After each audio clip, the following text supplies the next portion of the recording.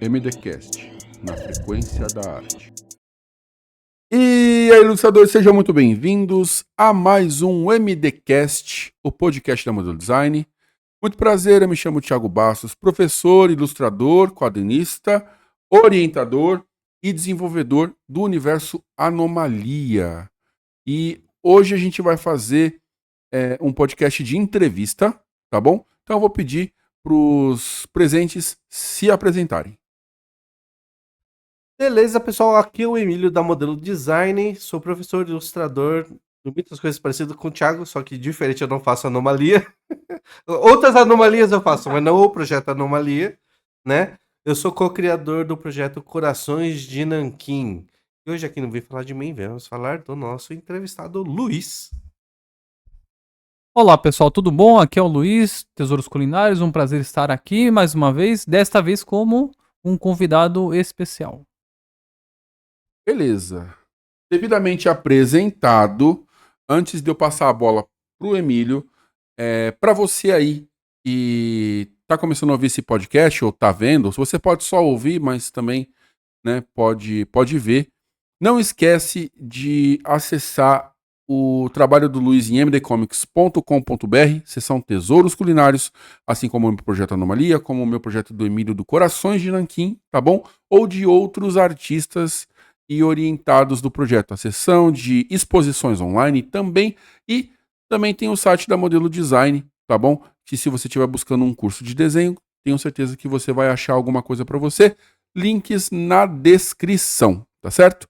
Então, Emílio, a bola é tua.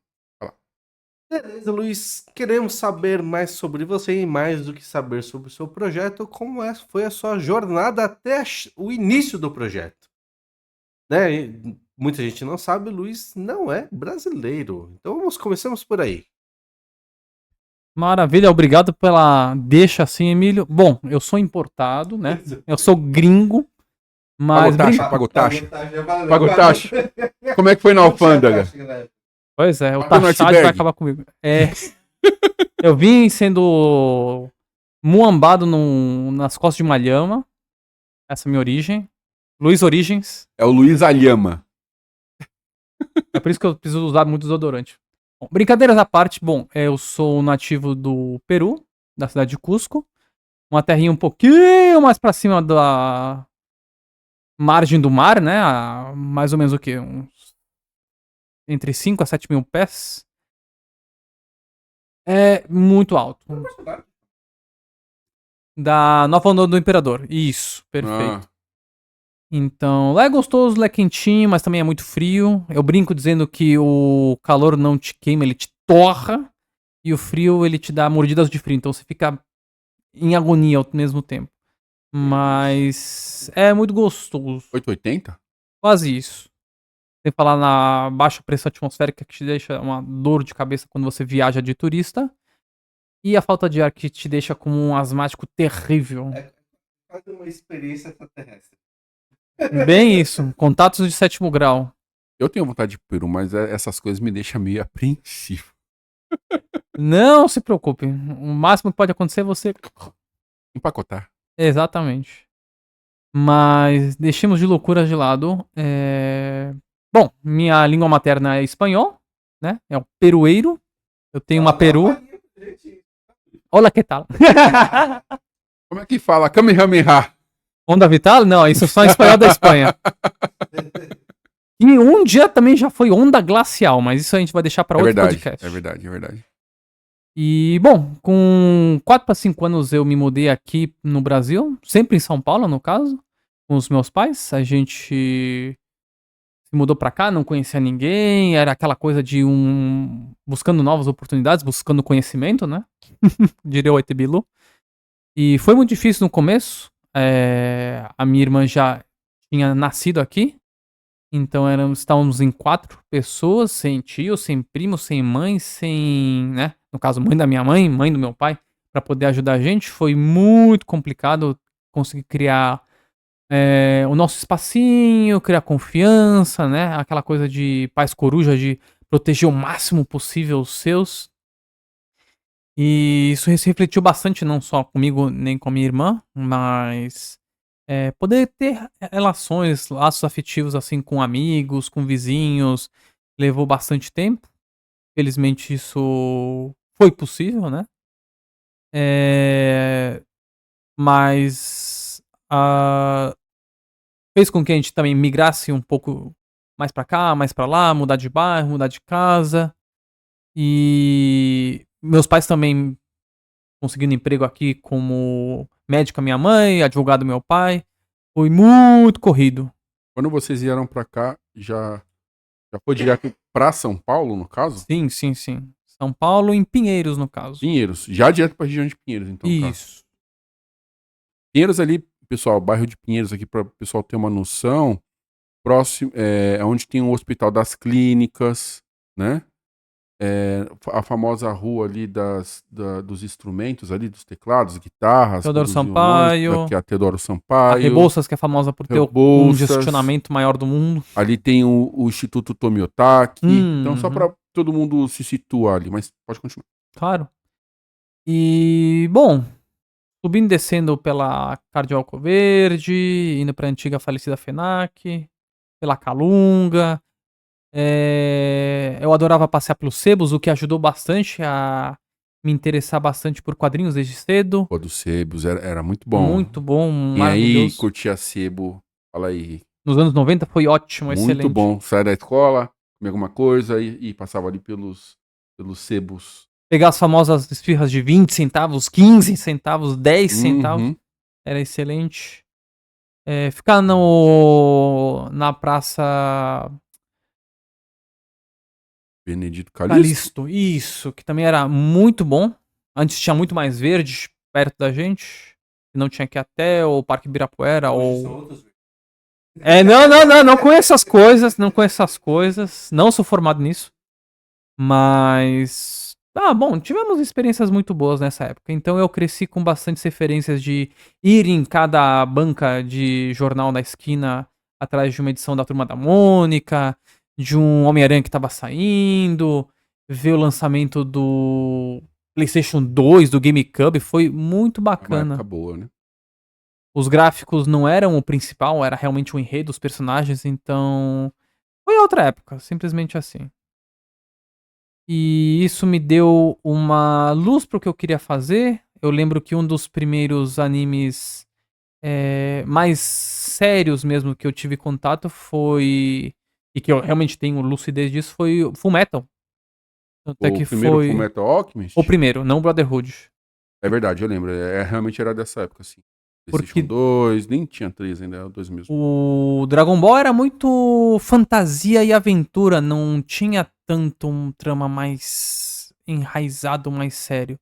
E se tinha alguma coisa, tipo, sei lá, Samurai Champloo era cabeçudo demais, não passava no horário que eu podia assistir televisão, né?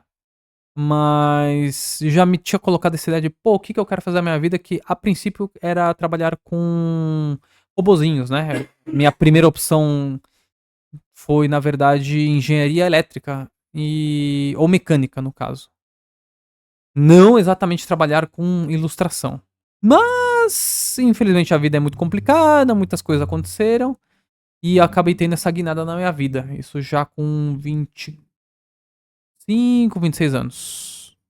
Eu já acabei optando por virar um ilustrador, quadrinista, roteirista, todas essas coisas, porque hoje em dia a gente tem que ser, faz tudo. É um monte de função, né? Quem tá aí na jornada sabe. Bom, Luiz, muito bom saber da sua vida. Tem coisas que eu não sabia. Isso tô com a exclusão do tempinho e sempre tem novidades aí. Então acompanho, sempre vai ter novidades do Luiz aí. Tá? Bom, Luiz, e aí foi mais ou menos nessa época aí que você nos conheceu. Acho que foi uns 28 anos, não foi que você tinha? 27? Já faz um tempinho que o nosso camaradinho já tá aqui. Já tá, né? E começou essa jornada aqui com a modelo, né? Não sei se o Thiago ainda tem mais alguma adição para fazer sobre esse assunto, mas foi mais ou menos nessa época aí que o Luiz nos conheceu. Pra quem não sabe, o Luiz trabalha conosco aqui, né?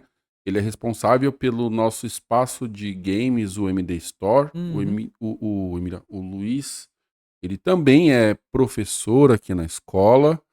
E ele também ajuda a gente com a parte dos eventos, a parte de marketing do MD Comics, né? Uhum. E além disso, é um próprio orientado, estuda aqui na escola ainda também, faz aulas. Então, completando aí esse arco, né? Bem dizendo. E. Ah, sim. Não, acho que só esse complemento mesmo. Beleza, bom, o que eu posso dizer? Eu estava passando por uma fase bem complicada da minha vida, bem nessa época. E eu estava bem isolado, não saía do quarto. Acho que, infelizmente, muita gente passa por momentos assim, mais cedo, mais tarde na vida. E numa vez que minha mãe pediu pra eu buscar minha irmã numa atividade extracurricular dela, ela falou: "Ah, tá aqui perto de casa, uma escola de desenho e tudo mais". Eu demorei uns 20 minutos até encontrar, da primeira vez eu realmente sabia que era perto, mas eu nunca tinha ido. E aí foi literalmente esse o primeiro contato que eu tive com a escola. Eu só deixava, buscava, mas tinham alguns detalhes, algumas coisas que eu vi o pessoal fazendo, né, conversando ou expondo que começavam de pouco em pouco chamar a minha atenção. Até que um belo dia me fizeram, né, o convite: "Ó, sua irmã já fez aula aqui, por que você não faz uma coisa também? Não precisa ser pra você trabalhar e tudo mais, assim, a fundo, pode ser mais como um hobby, como um lazer". Eu falei: "Ah, tá bom". E eu acabei entrando no curso de artirinhas, na turma 2, né, junto com o Danilo, um saúdo para o Danilo e muitas outras pessoas. Foi o último momento do Luiz de cabelo. Foi sim, porque eu fui deixando essas lindas madeixas de Rapunzel aqui crescerem. Eu não lembro de você de cabelo curto, cara, nessa época. Tanto é que eu cortei meu cabelo 2 vezes, mas no máximo foi Chanel só. Eu conheci o Luiz quando ele veio buscar Ana. a Ana, né? Aquela cara de bravo, carrancudo, de mal com a vida. Mano, esse cara acho que vai bater na gente, né? Aí eu falei, não, vamos lá, conversar com ele e tal. Ele foi se soltando, né? Esse sorriso frouxo que ele é hoje em dia. Mas ele tava assim, aquela cara brava dele, com aquele cabelinho que não tava nem curto nem longo, mas tava tipo já meio espetado, né? Então, reforçava aquela cara carrancuda dele, né? E foi aí que a gente deu os primeiros passos aqui com sua entrada, né? Falando em carrancos, um abraço pro Matheus, trabalho do Aposta Lendária. O Luiz, o Emílio falou de risada aqui e eu não tenho maturidade pra essas coisas, tá, gente? Eu tenho que dizer que o Luiz tem o visual muito parecido com aquele anime do Tio de Outro Mundo. Não dá pra negar. E também lembra muito o Nobunaga do Hunter x Hunter, com o cabelo solto. Esse eu acho que eu só perco no Muito nariz, mas até engraçado. aí. Mas o do Tio do Outro Mundo não tem como bater. Fora que a gente chama ele de Cleo Pires. Esse eu ainda discordo, mas.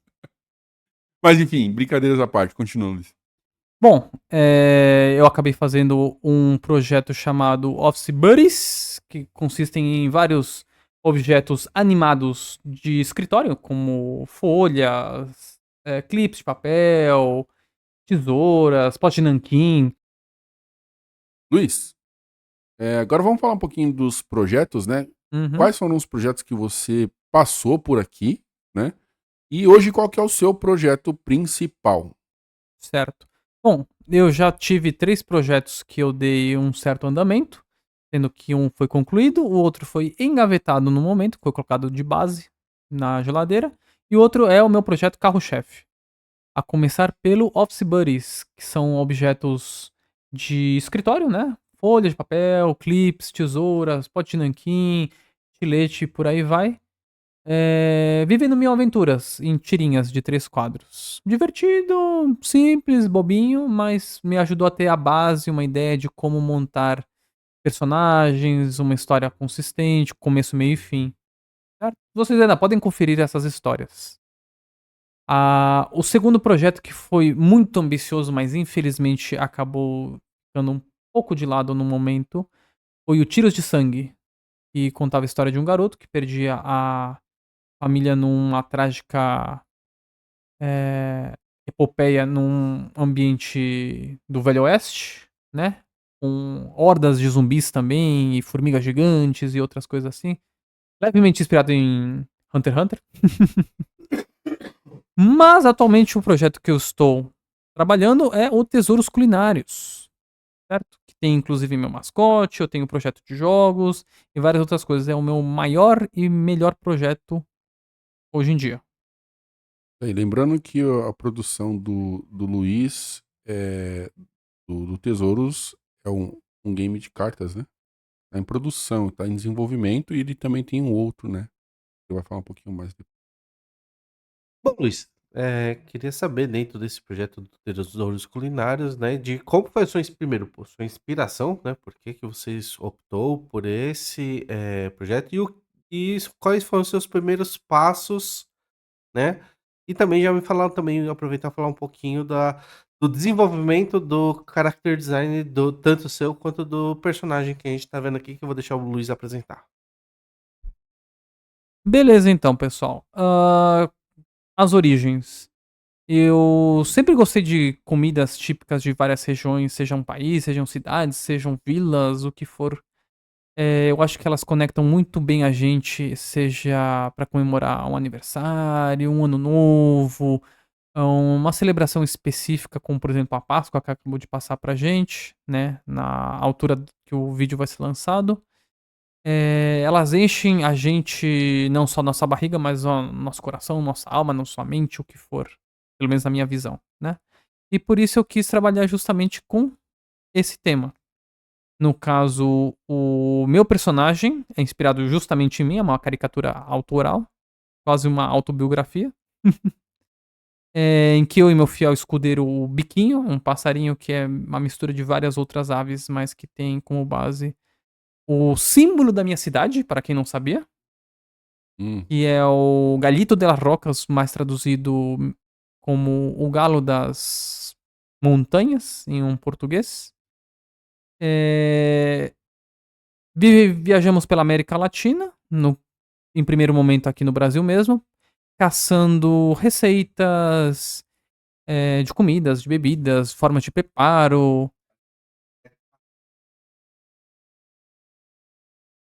Sim, tem um pouco de Os Caçadores de Aventuras, né? Do Pato Donald. Mas um pouco do Patolino também. E a gente não coleciona isso só pra nós. Eu gosto de poder anotar isso e mostrar pros outros, né?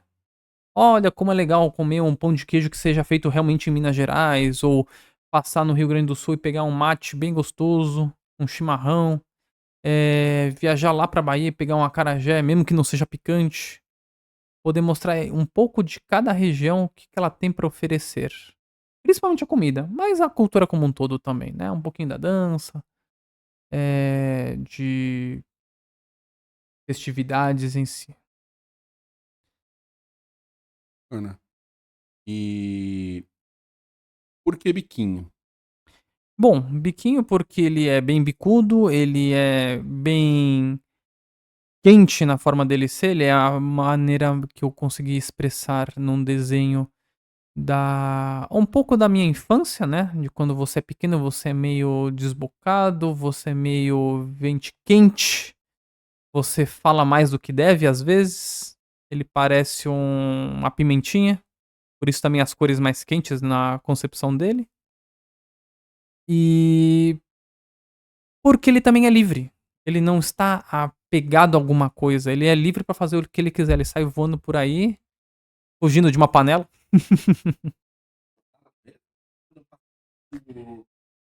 Ele é um passarinho. Ele é um passarinho.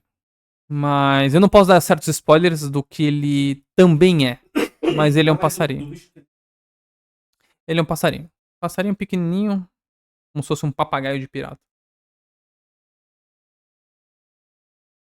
E vive nas montanhas. Galito de las Rocas. Tá. Lá passa o microfone. Eu estava perguntando se era um passarinho ou se era, não que o galo não seja um pássaro, né, mas, se fosse um passarinho que voa, né, que você falou que saia voando, né, então por isso que eu Mas, nossa, será que lá tem uma espécie de galináceo que voa, né? Então, por isso que essa é a minha pergunta. Ah, sim, mas. Não, no caso ele voa e ele, como disse, é o símbolo da minha cidade. Então ele tem muitos significados. Legal. E, bom, tem uma outra dúvida aqui no caso. Ah, o que, no seu caso, você acha que tem mais dificuldade para desenvolver o projeto Tesouros Culinários? O que você acha? Nossa, travo bastante, paro. Qual que é a sua maior dificuldade dentro do projeto? Bom, eu diria que ainda é. Que felizmente hoje já está bem menor, mas ainda é a consistência. Coisa que tanto o professor Thiago, para quem estiver vendo e assistindo e escutando, e o professor Emílio me cobram bastante, que é manter padrões, né? Olha, seu bichinho tá muito pequeno, agora tá muito grande, tá meio laranja, agora tá meio amarelo. Manter justamente uma frequência legal das proporções, das cores, da personalidade, nem tanto. É mais da parte física na hora de desenhar.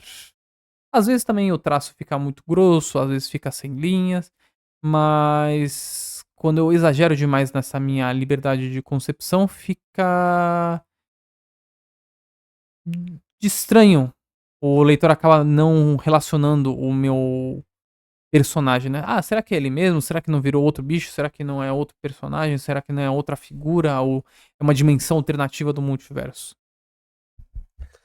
É o que às vezes fica falando que parece que ele tá fazendo tipo a fanart do. Ele é o criador, mas tá fazendo a fanart do próprio, da própria arte, né? Porque justamente cada desenho tem uma característica bem interessante. E em alguns momentos é legal, mas dentro de uma história, uma coisa assim, de questão de identidade, né? É importante manter uma consistência. Coisa que não tinha tanto problema no meu primeiro projeto, porque ele era bem simples, né? Como eu disse, ele me ajudou a ter bastante noção das coisas. E foi justamente o que travou o meu segundo projeto, porque os desenhos eram extremamente diferentes, apesar da história estar evoluindo bem, mas eu não conseguia realmente replicar o mesmo modelo, fosse de frente, 3/4, de costas, de cima, de baixo, ele ficava muito diferente cada vez que eu tentava colocar essa ideia no papel. E também, como eu não era tão conhecedor de várias técnicas, de várias maneiras de aplicar de uma forma sucinta, né, que fosse, ele acabou ficando de lado, mas com sorte ele voltará no futuro. Tem uma. Agora falando sobre as visitas, né, que a gente faz nos eventos e tal. Conta pra mim um pouquinho da história de quando a gente chegou com um biquinho amigurumi, né? Ah, sim. Pra quem não sabe, esse aqui é o modelo maior do biquinho. Ele tinha um que era um pouquinho menorzinho. O professor Thiago tinha conseguido um contato de um pessoal que fazia esses trabalhos, muito bom, por sinal, né? Recomendo. E eu falei, eu gostaria de fazer dessa vez um meu. Pode ser? Porque eu já tinha vendido canecas, camisetas, e eu queria realmente testar um outro produto. E ele falou: beleza, manda um model sheet pra mim, eu passo pra eles, a gente vê um orçamento e se der tudo certo, pau no gato. Eis que chegou o dito cujo nas minhas mãos, eu falei: putz, eu gostei tanto quando tinha do Charlie e do Terra Plana, e agora eu tava muito, muito realmente inseguro com relação ao como ele ficaria, né. Estava diferente do que eu tinha planejado? Um tanto, não vou mentir, mas era o biquinho. E obrigadinho. Quando a gente foi levar em eventos, eu realmente falava: "Puxa, será que ele vai vender? Será que ele vai ser aceito? As pessoas vão gostar, não vão gostar?" E eu fiquei bem apreensivo. Mas o Thiago chegou pra mim e falou: "Não, não tem problema. Coloca lá, expõe, né? Seja aberto com ele. Vai que o pessoal gosta, vai que não gosta, mas não fica só nos seus pensamentos na sua cabeça." E dito e feito. As crianças adoraram. Chegavam e falavam: "Nossa, olha que galinha. Não, não é uma galinha. Não, eu quero a galinha." Tá bom, tudo bem, ok. E aí vendeu um, vendeu dois. E aí ele olhando pra mim, né, com aquela cara: "Eu falei, eu não falei?" Não pode falar nada. Realmente, só na hora do vamos ver que ele se mostrou. Mas acho que é muito assim também, né? A gente cria algo com uma expectativa, não é, mas às vezes o pessoal também adora daquela maneira, às vezes não é da maneira que idealizou e tudo mais. Então, isso é uma.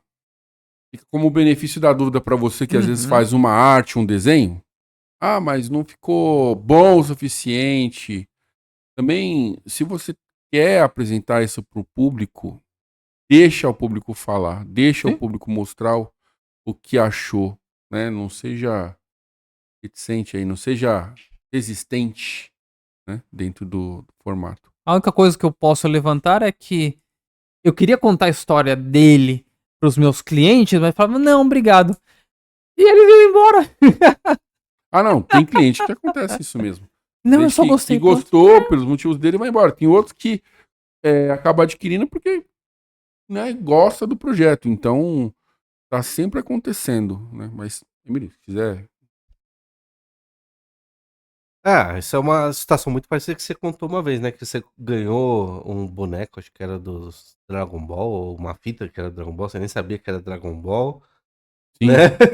Sim, sim. Então, de repente, mais pra frente aí, o pessoal fala, nossa, mas tem uma história esse bonequinho que eu comprei, aí, tá vendo? Ó, virar um item de Ah, colecionador raro. acontece bem mesmo, assim, né? Assistia Dragon Ball Z sem saber, porque na época só passava o Dragon Ball clássico. E aí, fui descobrir depois, foi bem legal, assim, a descoberta. Mas papo para outro dia, Ah, sim. né? Bom, também fala um pouquinho mais do seu projeto de tirinhas, do seu site, um pouquinho mais do seu jogo, do que se trata, né? Pronto, não tá pronto? Claro, posso falar sim. Bom, o meu projeto Tesouros Culinários, vocês podem encontrar no site da MD Comics, certo? Lá tem, entre collabs, o projeto de tirinhas, né? Quadros em 3 quadrinhos, contando uma historinha, uma anedota engraçada, divertida, simples para todas as idades, das minhas aventuras com o Biquinho. Já tivemos crossover com GD, indico as aventuras de Pet Wheelers da Gabriela Parente. Alguma coisa já vai sair com o Boca também, porque eu gosto muito do Seu Antônio, eu acho que ele merece uma rabiscada minha por aí. Não só ele, como todos os outros, né? Do nosso grupo de orientação. É... Também tem o link da minha lojinha, né? Dos produtos que eu vendo. E em breve estará saindo, ainda esse ano, o meu projeto mais ambicioso até o momento, que é o de quadrinho. Porque o jogo ainda não está pronto. Respondendo já a pergunta do professor Thiago. O joguinho aqui, que é uma mistura de Rouba-Monte com Jogo da Memória, é um projeto bastante ambicioso que ainda está sendo trabalhado. Eu tenho algumas artes, eu já tenho regras definidas, mas ele ainda precisa de mais trabalho. Mas se tudo der certo, ele sai sim, senhor. Para ser comercializado e que todo mundo possa, né? Ver, entender e jogar, saber do que ele se trata. Se ele tem uma história, se ele é um jogo à parte, como ele é. Ah, legal. Bom, acho que aí a gente pode ir já pro próximo tópico. Bom, Luiz, como todo bom artista, né, a gente passa por uma jornada, né, e a gente aprende muita coisa. Mas nesse caminhar que a gente tem, a gente esse aprendizado, né, de toda todo o nosso processo, a gente tem boas lições, né. E eu queria ver se você pudesse falar, né, para as pessoas que estão começando, né, o que que você poderia dar de dica, né, e do que você aprendeu que possa servir para elas? Bom, todo mundo gosta de dar algum conselho, algum palpite, e eu não vou ser diferente nisso. Da minha visão, o que eu acho que é bastante importante. Sempre que você tiver uma ideia bacana, uma iluminação, né? Um momento assim, nossa, veio uma ideia não sei da onde, comendo uma coisa, escutando uma música, se eu tô feliz ou se eu sou triste, como for, anotar essa ideia. Pode ser que ela vire alguma coisa num futuro. Pode ser que você passe isso pra alguém. Mas não perder essa oportunidade. Da vez que eu perdi meu celular, por exemplo, eu achei que eu tinha perdido um monte de anotações minhas, eu fiquei bem chateado, mas felizmente tinha um backup salvo na nuvem, eu fiquei muito tranquilo. Mas seja no celular, seja numa caderneta, seja numa lousa, é bom você tirar isso da cabeça para também dar mais corpo para ela. De novo, você usando hoje em uma coisa sua ou vendendo essa ideia para alguém, certo? Legal. Bom, pessoal, tá muito bom o papo, mas a gente vai encerrar o nosso podcast por aqui. Sem palminha!